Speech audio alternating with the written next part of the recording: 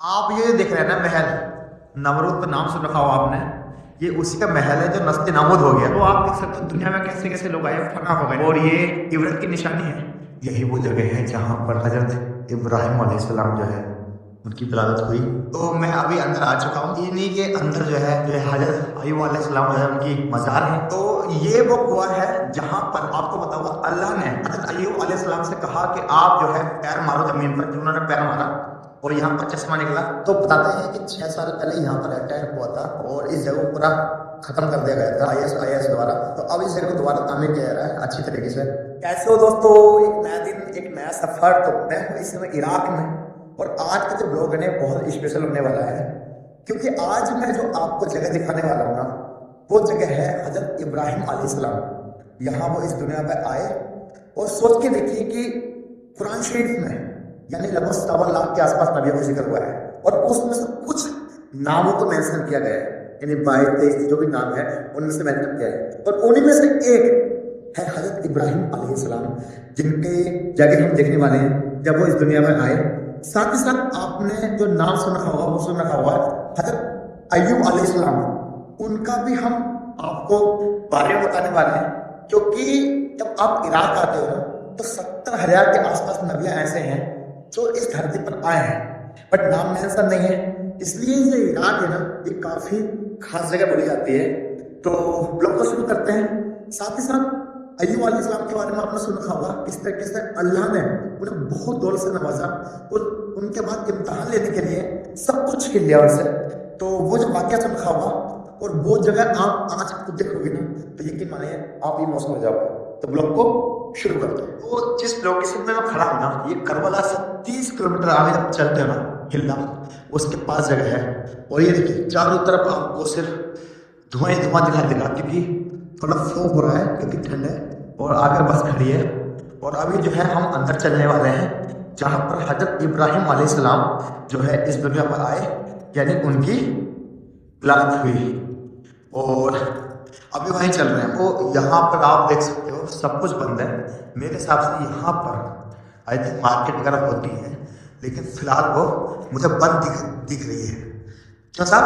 बहुत सर्द है यहाँ। बहुत ज़्यादा सर्द है, इस वजह से अभी यहाँ पर सारी मार्केट बंद है। हाँ, और एक अलग एटमोसफियर है यहाँ का, एक अलग माहौल है। ठंड है ना? बहुत ज़बरदस्त सर्दी है, पहाड़ का पा देने वाली ठंड है यहाँ पर। हाँ। और हम लोग अभी इंशाल्लाह ज़ियारत करेंगे जहाँ पर आप इब्राहिम खलीलुल्लाह की जाए पैदाइश की जगह है, जहाँ पर आप पैदा हुए हैं जी। तो फाइनली हम जो है इस जगह पहुंच चुके हैं जहाँ पर हजरत इब्राहिम अलैहिस्सलाम जो है उनकी विलादत हुई, यानी वो इस दुनिया में आए। और अभी जो है हम अंदर चलेंगे हम वो जगह को। ठंड इतनी हो रही है बहुत दिक्कत वाली। तो ये मस्जिद है यहाँ पर, मैं दिखाना चाहता हूँ आपको। और मैं एक चीज़ कहना चाहता हूँ, यहाँ पर जो फोटो लगा हुआ है ना, ये फोटो की मैं आपको बताऊँगा, जिससे मैं बिल्कुल भी याद नहीं करता। तो वो जगह पॉइंट जो है वो नीचे है जहाँ पर हजरत इब्राहिम अलैहिस्सलाम जो है इस दुनिया में आए, उनकी विलादत हुई। ये देखिए,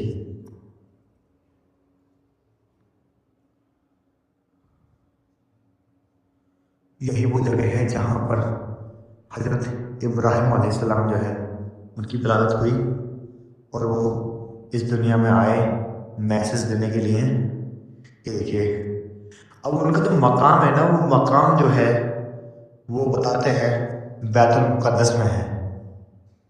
ये देखिए, इस जगह को चिन्हित कर दिया गया है। तो ये वो पॉइंट मैंने आपको दिखा दिया। अभी मैं ऊपर चल रहा हूँ, और यहाँ की जो कहानी है ना बहुत बड़ी है, और वो भी मैं आपको बताना चाहता हूँ अभी। तो ये आपने देखा था, ये वो जगह है जहाँ पर हजरत इब्राहिम अलैहिस्सलाम जो है इस दुनिया में आए, यानी उनकी विलादत हुई। अब मैं आपको एक पॉइंट और दिखाता हूँ। यहाँ का जो मैन है, नमरूद का नाम सुन रखा हुआ आपने।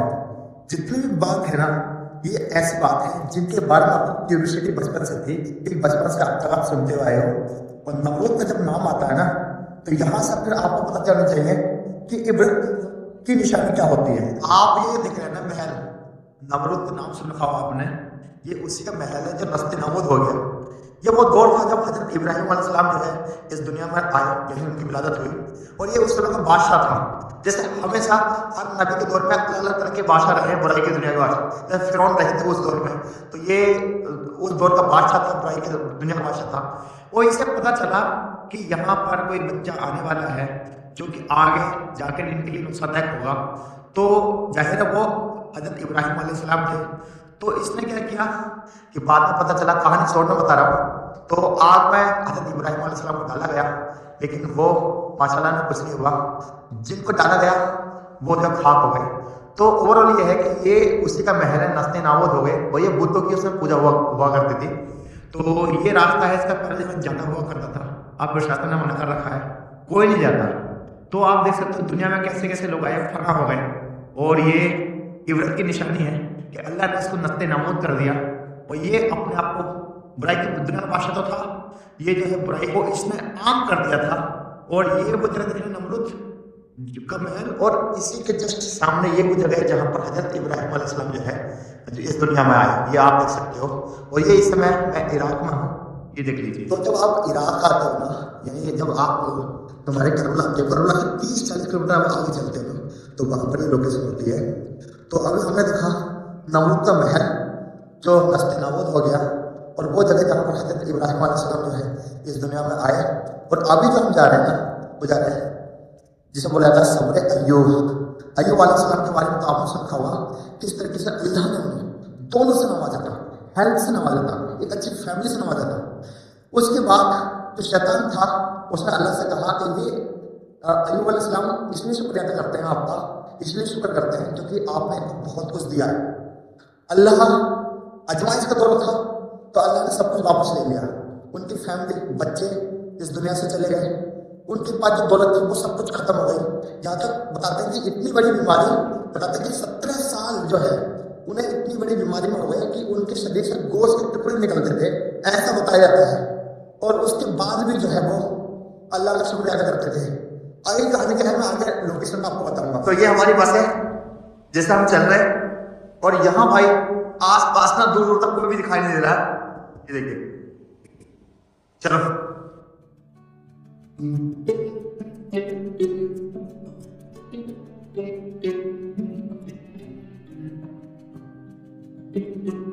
तो भाई अभी हम यहाँ बस से उतरे हैं और जिस जगह पर जा रहे हैं जगह वो लेता है सब्र अय्यूब। और इसलिए बता रहा था कि जितना उन्होंने अपनी लाइफ में सब्र किया है इतना किसी ने नहीं किया होगा।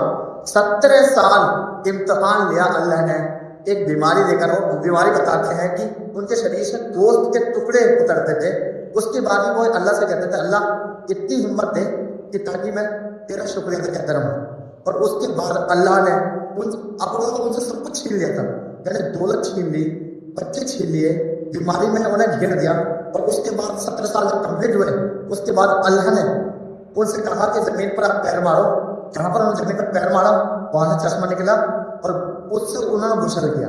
और गुस्ल जब किया तो बताते हैं कि गुस्ल करने के बाद जब बताते हैं कि हजरत अय्यूब अलैहिस्सलाम उनकी वाइफ आई तो उन्होंने पहचान नहीं पाई कि ये मेरे हस्बैंड है।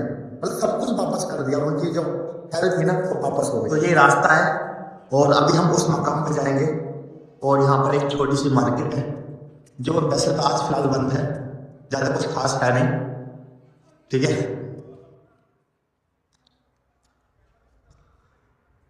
तो अभी हम अंदर जा रहे हैं और यहाँ से आप ये देख सकते हो। तो मैं अभी अंदर आ चुका हूँ और ये आप देखिए, ये इन्हीं के अंदर जो है हजरत अय्यूब अलैहिस्सलाम जो है उनकी मज़ार है। अभी काम चल रहा है, मैं दिखाता हूँ आपको अंदर से। या अल्लाह, तो ये आप मकाम देख सकते हो, ये है हजरत अय्यूब अलैहिस्सलाम।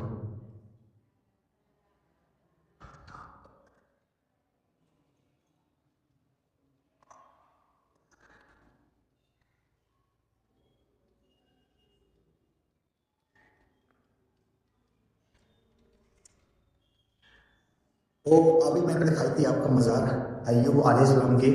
अब जो हम देखने जा रहे हैं ना वो हुआ जिस जगह पर उन्होंने पैर रखा और वहाँ से चश्मा निकला, वो जगह चिन्हित कर दिया गया, फिर उसको वहाँ पर कुआं बना दिया गया। और बताते हैं वहाँ का जब पानी है ना वो अफजल पानी है, और बताते हैं कि उस समय जब चश्मा निकला तो अल्लाह ने कहा कि आप जिस चश्मे से आप जो है गुस्ल करें, और जैसे ही उन्होंने गुस्ल किया उनके बाद उनकी तंदुरुस्ती जो शरीर था ना वो दोबारा फिर बेहतर हो गया जो पहले हुआ था। और बताते हैं कि उनकी वाइफ, मैं बताना चाहता हूँ हजरत अय्यूब अलैहिस्सलाम की जो वाइफ थी, और आपने सुना होगा लूत अलैहिस्सलाम जो नबी रहे हैं उनकी बेटी थी, यानी एक नबी की बेटी और एक नबी की वाइफ। तो आप देख सकते हैं सामने वो मजार है जहाँ पर हजरत अय्यूब अलैहिस्सलाम का जो है मकाम है, और जब बाहर आओगे ना तो यहाँ पर वो जो आप देख रहे हो ना कुआं है, तो ये वो कुआं है जहां पर आपको बताऊंगा अल्लाह ने हजरत अय्यूब अलैहिस्सलाम से कहा कि आप जो है पैर मारो जमीन पर। जो उन्होंने पैर मारा और यहाँ पर चश्मा निकला, और वहां उसी चश्मे से उन्होंने जो है गुस्ल किया, और उसके बाद उनका शरीर जो है दोबारा फिर स्वस्थ हो गया, और जो बीमारी थी 1 सेकंड के अंदर खत्म हुई पूरी की पूरी। तो यहाँ पर लोग आते हैं, पानी पीते हैं, कुआं वही है। अब पानी पता नहीं वो वाला है या नहीं है, बट कुआं वही है, ये आप देख सकते हैं। जैसे मैं आपसे बता रहा था ना फोटो के बारे में, मैंने एक फोटो दिखाया था, वो हजरत अली का फोटो। जब आप इराक में आते हो ना तो जगह जगह पर हजरत अली का फोटो दिखाओगे, तो मैं इस चीज को एग्री नहीं करता। इतनी बड़ी शख्सियत और चौथे खलीफा है हमारे, और आपको पता है कितनी बड़ी कुर्बानी है इस्लाम के लिए, हम सबको पता है, लेकिन उनका फोटो लगाना इस आई डोंट एग्री। मेरा मकसद किसी की भावना को ठेस पहुंचाना नहीं है, लेकिन किस तरीके से उनकी तस्वीर लगाना ये कहीं भी जस्टिफाइड नहीं है। क्यों? किसी इंसान की औकात है, किसी इंसान की हैसियत है जो उन्हें देख सकते हैं तस्वीर के माध्यम से, और तस्वीर में क्या होता है, तस्वीर वो गिरेगी, फटेगी, फूलेगी इस तरीके से। तो यहाँ पर कई बार इस चक्कर में ब्लॉग नहीं बन पाए, क्योंकि बहुत सारे लोग इसे जब करबला होगा ना तो ये चीज आपको आम मिलेगी कि हर जगह पर हजरत अली का उनका फोटो मिलेगा, केवल उनका नहीं उनकी फैमिली का फोटो मिलेगा। ये मतलब एक तरह से बिल्कुल ही नहीं लगा।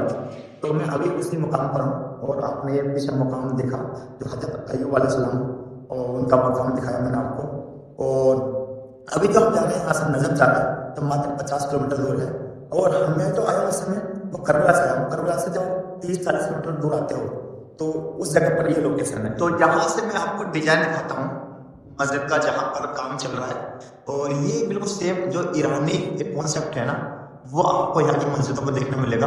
और यहाँ मैंने एक चीज देखी कि मस्जिद के अंदर ना वो रखी हुई थी जो होती है ना टिकली। तो मैं थोड़ा क्लियर कर दूं, ये जो टिकली रखी होती है इससे ये साबित होता है कि देखिए जो जिसका मकसद किसी की भावना को ठेस पहुंचाना नहीं है, लेकिन जो सिया समुदाय लोग होते हैं वो ज़्यादातर इस टिकली का यूज़ करते हैं नमाज पढ़ने के लिए। और क्योंकि वो जमीन पर सजदा नहीं करते, मतलब इस पर सजदा नहीं करते, मैट वगैरह पर सजदा नहीं करते, वो इस पर करते हैं। तो बताते हैं कि 6 साल पहले यहाँ पर अटैक हुआ था, और इस जगह पूरा खत्म कर दिया गया था IS द्वारा। तो सीरिया और इराक को आपको बता कब्जे की बात चल रही थी। तो अब इस जगह को दोबारा तामीर किया जा रहा है अच्छी तरीके से, और आई होप ये काम जल्दी हो जाए। बट इस जगह पर आकर के थोड़ी सी निराशा हुई कि किस तरह से हमारे नबी और किस तरह का पैगाम दिया, चाहे वो हज़रत इब्राहिम अलैहिस्सलाम का मैंने आपको वो जगह दिखाई हो जहाँ पर वो पैदा हुए, चाहे हज़रत अय्यूब अलैहिस्सलाम का मैंने आपको ये जगह दिखाई जहाँ पर उनका क़याम है, जहाँ पर वो आराम करवा रहे हैं। साथ ही साथ आपको मैंने वो कुआं दिखाया। ठीक है, आने वाले समय में काम बेहतर होगा, बट अभी हालात यहाँ के जो है कुछ ज़्यादा अच्छे हैं नहीं। काम चल रहा है, आई होप जल्दी काम अच्छा है।